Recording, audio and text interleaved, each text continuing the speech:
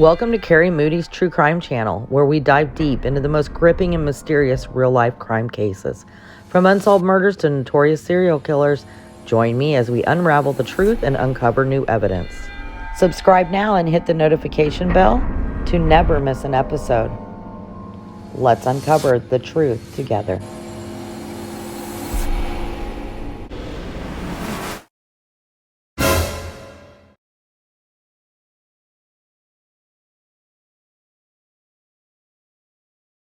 A 14-year-old boy from Florida, Aiden Fucci, stands accused of brutally murdering 13-year-old Tristyn Bailey on Mother's Day, May 9, 2021. The innocent and vibrant Tristyn was found lifeless in a wooded area near her home, her life brutally taken in a senseless act of violence. The community was left in shock and mourning as the news of Tristyn's death spread, and the arrest of Aiden Fucci, a fellow teenager, only added to the outrage and the heartbreak. The details of the crime and the events leading up to it are still under investigation by the authorities. However, some information has been released to the public. On May 9, 2021, Tristyn Bailey, a 13-year-old girl, was reported missing by her family. She was last seen at around 1 a.m. on Sunday morning, and her family called the police when they couldn't find her. Her clothed body was later discovered in a wooded area near a retention pond. The location was less than a half a mile from Fucci's home in the Durbin Crossing North neighborhood of St. Johns County, Florida.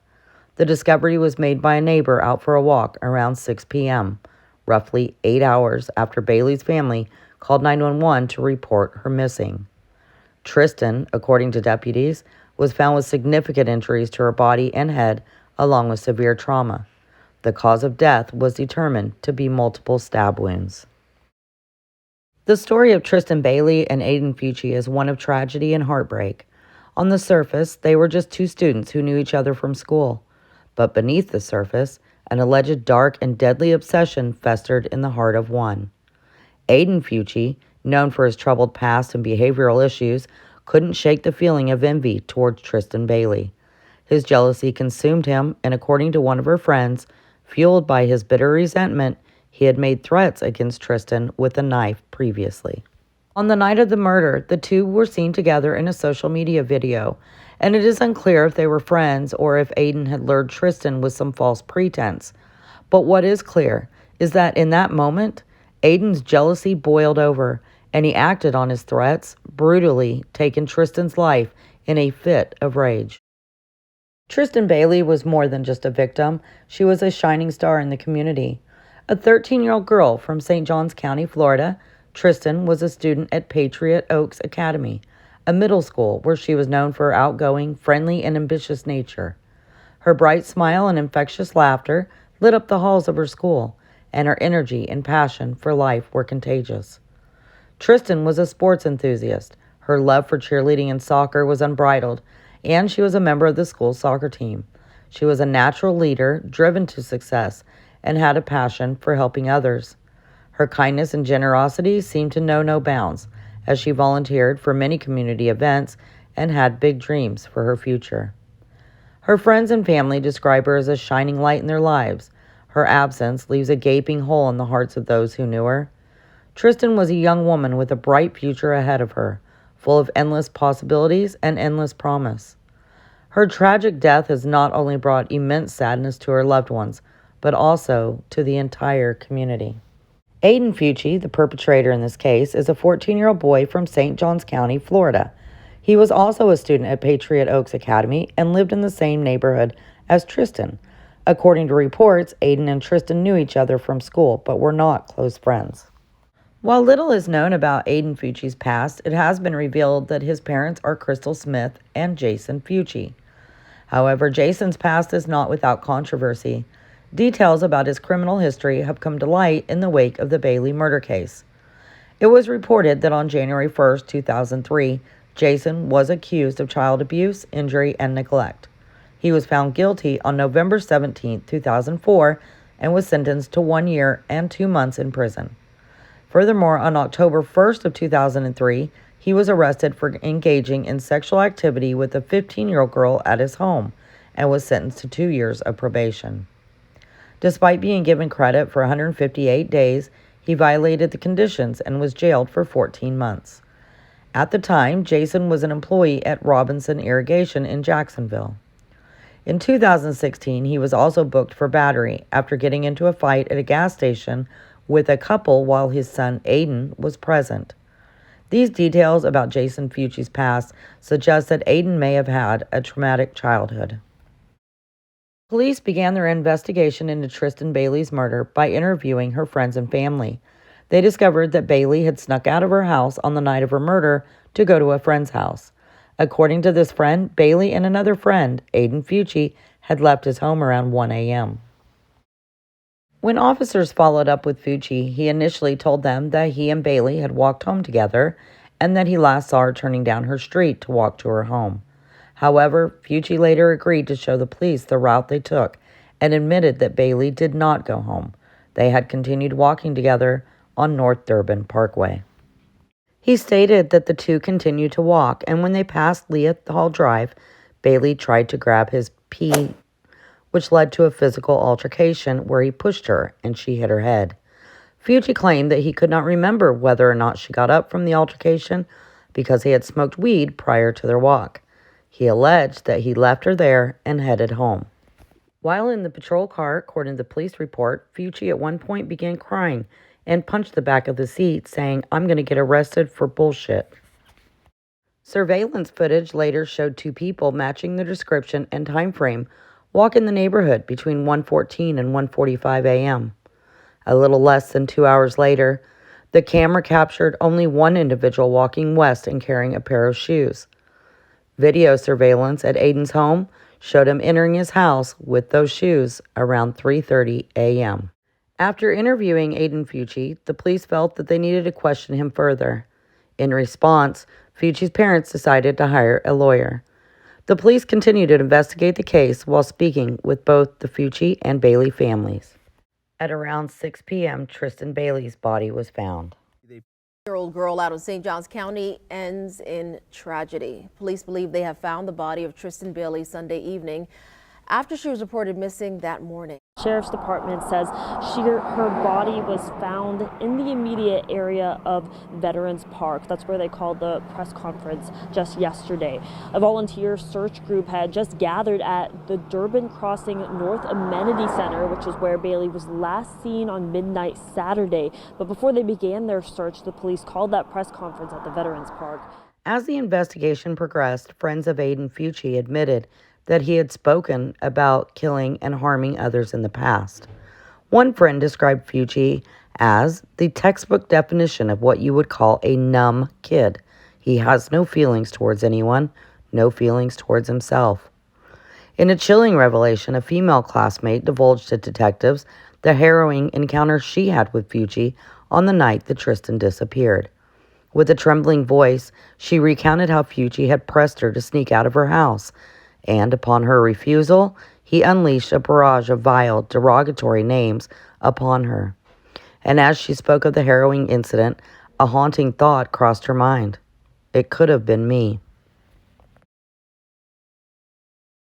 Early on in the investigation, deputies were privy to a startling revelation from Fucci's cousin, a young woman. She reported that Fucci was a frequent visitor to her house, seen multiple times a week, but the last time she had laid eyes on him was on Thursday, May 1st. However, she had spoken to him after he sent her a disturbing photo and video of himself from the back seat of a patrol car.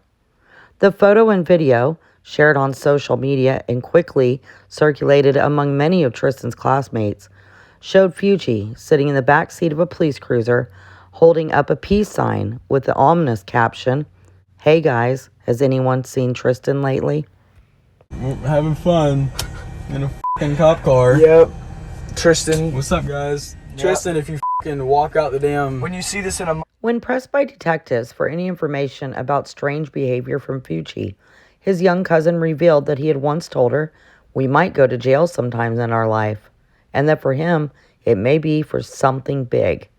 The ominous words sent shivers down the spine of those listening, leading to suspicions that Fucci might have been planning something sinister. In another chilling revelation, two friends of Fucci came forward to investigators with a disturbing confession. They reported that Fucci had confided in them on multiple occasions of his twisted desire to kill someone by stabbing them or slitting their throat, according to documents. One of these friends further revealed that Fucci had said he was going to kill someone and that they should expect it to happen within the month. The friend went on to describe the gruesome details of how Fucci had planned to find a random person walking at night, drag them into the woods, and stab them, as stated in the report. These same two friends also confirmed that the Buck brand folding knife that investigators recovered was identical to the one that Fucci would carry. The police also obtained significant information from Fucci's alleged girlfriend, another 14-year-old. She told the police that Fucci talked about killing people frequently, and he had even made previous statements about wanting to kill her. She trembled as she recounted the terrifying details of Fucci's twisted behavior. She revealed that he would playfully pretend to stab her with his knife and would often surprise her by holding it to her throat, pretending to slit it. She spoke of how he carried knives around with him, giving them twisted nicknames like Picker and Poker. When asked to describe the knives, she allegedly described one of them as looking identical to the one they found in the lake. Her voice shook as she spoke, the memories of the fear and trauma still fresh in her mind.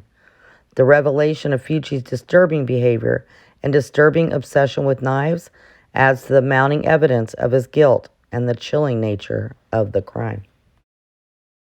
The girl also revealed that within the last month, she and Fucci had talked about how he was going to kill someone. He told her he would find a random person walking at night, drag them into the woods, and stab them. He also told her that it would happen within the month and that he would act innocent to get away with it, and would even be willing to fake his own death and hide out to continue killing people. Furthermore, the girlfriend also provided the police with information about violent drawings which were found in a search of Fucci's bedroom. The drawings depicted graphically violent and mutilated female bodies, some of which were considered satanic, including a pentagram. Additionally, she stated that Fucci had anger issues. The 14-year-old accused of killing 13-year-old Tristyn Bailey had anger issues, according to his girlfriend. She claims Aiden Fucci frequently talked about killing people, even killing her. According to this report, she says he would hear voices in his head when he was angry. The voices would tell him he was worthless and a disappointment, and the voices told him to kill people when he was angry. She says Fucci knew something was wrong with him and wanted to reach out for help. I spoke with News4Jax crime and safety expert Ken Jefferson, who is a retired police officer. Well, obviously, nobody took him serious until at the actual act, and unfortunately, it was too late. The discovery of the knife sent a chill down the spine of the investigators as the evidence against the suspect grew stronger. An identical Buck brand knife with its distinctive wood and brass handle was pulled from the murky depths of a pond near where Tristyn's body was discovered. The state attorney's office reported that the tip of the knife was bent and broken, bearing the marks of a brutal and violent struggle. The knife was confirmed to be the weapon used in Tristyn's murder during an autopsy, adding a gruesome reality to the crime. The weapon was a chilling reminder of the brutality that had been inflicted upon an innocent young girl. The thought of her last moments, the fear and pain she must have gone through, sends a shiver through the spine. The discovery of the weapon was a crucial piece of evidence in the case, and it was clear that the suspect had left behind a damning trail of evidence that pointed directly towards his guilt. The state attorney's office confirmed that this knife was the weapon used in Tristyn's murder. It was the tool of destruction, the instrument of death that ended the life of an innocent young girl. The sight of the knife was a somber reminder of the tragedy that occurred, and the weight of evidence it provided was overwhelming. The knife was not only an object, but a symbol of the brutality and heartlessness of the crime. It is a haunting reminder of the tragedy that occurred and the senseless loss of an innocent life. The discovery sent shockwaves of horror through the community as a realization set in that Fucci's twisted fantasy had become a brutal reality. New information from the medical examiner's report emerged, bringing the horror of Tristyn Bailey's murder to light. The report revealed that Bailey had been brutally stabbed 114 times, including a devastating 35 times in the head and neck. Additionally, she had 49 defensive wounds on her arms, indicating a fierce struggle for her life. Though there was no evidence of SA, 2 chilling drawings were found on Bailey's ankle. One was the word karma, and the other was a smiley face. The report does not provide any speculation as to how or when the drawings were made, leaving a haunting question in the minds of the investigators. Her lifeless body was found lying on its right side. Her cotton candy vape, cell phone, and $20 were found next to her, all covered in blood. If Aiden had left her laying there and someone else came along and killed her, wouldn't they have also taken her belongings? The gruesome discovery raises more questions about the nature of the crime and the perpetrator's intention. The new information from the medical examiner report adds to the mounting evidence and the growing sense of dread surrounding Tristyn Bailey's murder. As the investigation continued to unfold, a dark and twisted tale began to emerge. The events took another sinister turn when Fucci's own mother, Crystal Lane Smith, was charged with the heinous crime of destroying evidence. Security footage captured within the walls of Fucci's home revealed a shocking discovery. The footage shows Crystal, in the aftermath of her son's departure with the deputies, entering his room at the stroke of 12:55 p.m. on May 9th. With a cold determination, she takes a pair of blue jeans stained with the evidence of her son's alleged crime and proceeds to scrub them relentlessly in the bathroom sink. A horrified witness present in the home begged Crystal to stop, warning her of the dire consequences of her actions. But Crystal, consumed by a manic urgency, ignored the warning and continued to wash their jeans, her actions fueled by a desperate need to conceal the truth. She was seen running around the house, her mind in a state of frenzied panic as she kept watch out the window. It was before the discovery of Tristyn's body that Crystal Lane Smith allegedly washed the jeans worn by her son, Fucci, the night of the murder. The arrest warrant states that she returned the jeans to his room a little over half an hour later. The same jeans were found to have tested positive for blood, and the drain in the sink where they were washed also tested positive for blood. According to the warrant, Fucci was wearing the same jeans before and after the murder and did not change out of them at any point. The footage and evidence raised suspicions that Crystal may have been trying to conceal evidence related to the murder. She was released shortly after her arrest. Later, as Fucci sat trapped in the interrogation room at the police department, the tension was palpable. The officer asked Aiden if he was wearing jeans on the night of the murder, to which he responded in the affirmative. But in a moment of desperate protectiveness, his mother interjected, claiming that he was mistaken, that he was wearing khakis instead. It was a detail that would prove to be crucial in the case. But as the officer stepped out of the room, the surveillance camera captured a hushed conversation between Fucci and his parents. They urged him to stick to the story of him wearing khakis instead of jeans, with a sense of desperation in their voices. The question remains, did they know all along but choose to remain silent? Was their protectiveness for their son clouding their judgment and leading them to cover up the truth? The recording of their conversation casts a dark shadow of suspicion over the actions of Fucci's parents, as the truth behind their involvement in the murder comes under scrutiny. The revelation of the secret conversation raises questions about the family's involvement in the murder and the possibility that they had been trying to cover up for their son. In May 2021, Aiden stood before Circuit Judge Michael Orfinger in the Volusia County Regional Detention Center, his fate hanging in the balance. As the judge formally charged him with second-degree murder, Aiden struggled to hold back tears. Judge Orfinger, with a somber expression, ordered Aiden to remain in juvenile detention for 21 days until a decision was made by the state attorney on whether he would be charged as an adult. The tension in the courtroom was palpable as everyone waited with bated breath for the state attorney's decision. And then came the crushing blow. Aiden was charged as an adult, and the charges upgraded to first-degree murder. The gravity of the situation hit Aiden hard as he realized the gravity of his actions and the possibility of spending the rest of his life in prison. He has been charged with first-degree murder, and his trial is pending for February 6, 2023. The evidence against Aiden Fucci in the murder of Tristyn Bailey is still being presented and evaluated in the ongoing trial. However, based on the information that has been released to the public, the following evidence has been presented against him. Surveillance footage. Footage from surveillance cameras in the neighborhood where Tristyn Bailey was murdered shows Aiden Fucci walking with Tristyn on the night of her murder.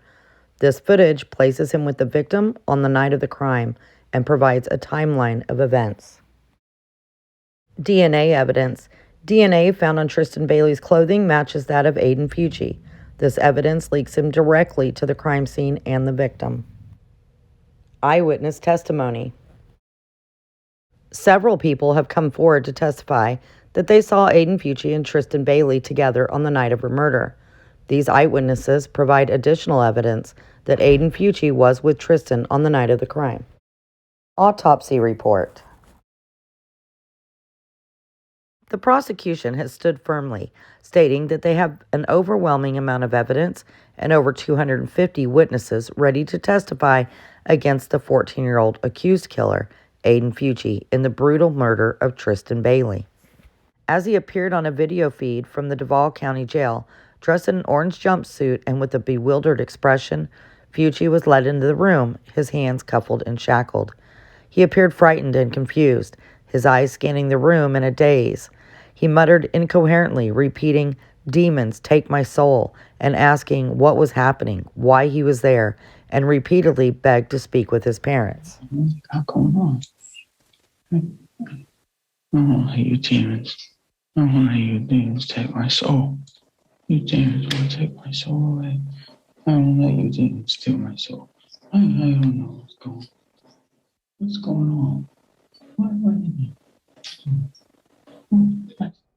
The courtroom was left to speculate if this was a desperate attempt to set up an insanity plea or if the reality of a situation had truly taken a toll on his mental state.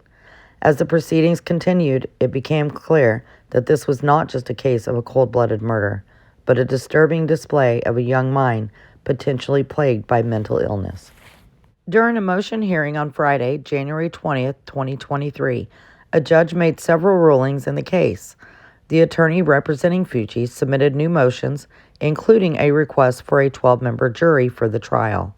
However, the judge rejected the motion and ruled that the state's motion for a 6-member jury would be granted. The judge also ruled on several other motions, including the admissibility of evidence and the depositions of potential witnesses. Aiden Fucci now has a public defender and has maintained his innocence. Fucci's trial is set to begin on February 6, 2023, with jury selection starting on that day. He could spend the rest of his life in prison if convicted. Since he is a minor, he is not eligible for the death penalty. He's being held without bond and remains in solitary confinement at the Duval County Jail. As of now, his attorney has not asked for a mental competency determination. It's important to note that the evidence presented in a trial is evaluated by a jury, and the final outcome of the case is yet to be determined. In the United States, Aiden is to be presumed innocent until determined guilty by the court of law. We would like to extend our deepest prayer and condolences to the friends and family of Tristyn Bailey as they continue to suffer the loss of Tristyn and face Fucci's upcoming trial. Tristyn was not just a name of a list of victims, but a vibrant and beloved young woman taken from this world far too soon. Her memory will live on in the hearts of all those who knew her, and her legacy will continue to inspire and make a difference in the world. Tristyn Bailey's death is a stark reminder of the fragility of life and the importance of cherishing every moment. The community is left to mourn the loss of a young life, cut short by the actions of a troubled individual. Tristyn's friends and family are left to pick up the pieces and try to make sense of a senseless act of violence. Aiden's actions have not only resulted in the loss of a promising young life, but also in the shattering of the trust and safety of the community. The tragedy serves as a reminder of the destructive power of jealousy and the importance of addressing and preventing such behavior. Thank you so much for watching my video about the Aiden Fucci case, and I hope you found it as interesting and informative as I did while researching and making it, and that this video has provided you with a deeper understanding of the events surrounding this tragic murder. I'll be back soon with more intriguing cases and stories. Don't forget to like, share, and subscribe for more updates on this case and other important news stories. If you have any thoughts or comments, please feel free to leave them in the comments section below. And until next time, stay safe and keep an eye out for the signs of true crime in your own community. Thanks again for watching.